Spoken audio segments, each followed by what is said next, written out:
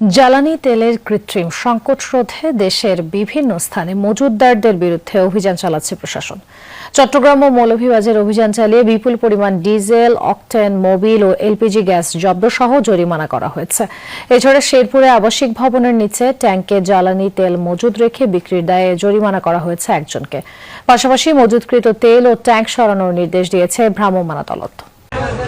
সড়কের পাশে একটি নামহীন টিনশেড ঘর, সেই ঘরের পেছনেই টিনে ঘেরা বিশাল খোলা জায়গায় ড্রামে মজুদ রাখা হয়েছিল হাজার হাজার লিটার ডিজেল, মোবিল ও অকটেন। দুটি মোটর দিয়ে তা গ্রাহকদের সরবরাহ করা হতো।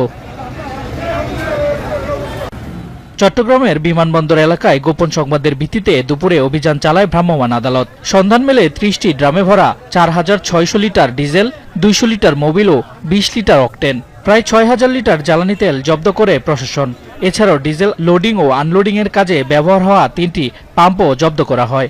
টাইপ অফ গুদাম ঘর আর কি, সাইডে আর কি দোকান, ওই জায়গায় আর কি ওইখানে অভিযান করে দেখা গেল যে ওইখানে প্রায় 30 প্রায় না আর কি 30 বেল প্রায় ৬,০০০ লিটার তেল পাওয়া গেল।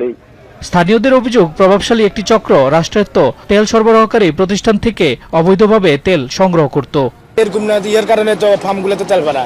যেমন আমি বাইক চালাই, আমি অকটেন পাই না, বাইক বারও করতে পারি না। আপনারা যত অভিযান করবেন একটাতে করলে হবে না, আপনারা অভিযান সবগুলোতে চলমান থাকতে হবে। পদ্মা মেঘনা যত গাড়ি আছে এরা দিয়ে যায়, এদেরকে এরা রাখিনি।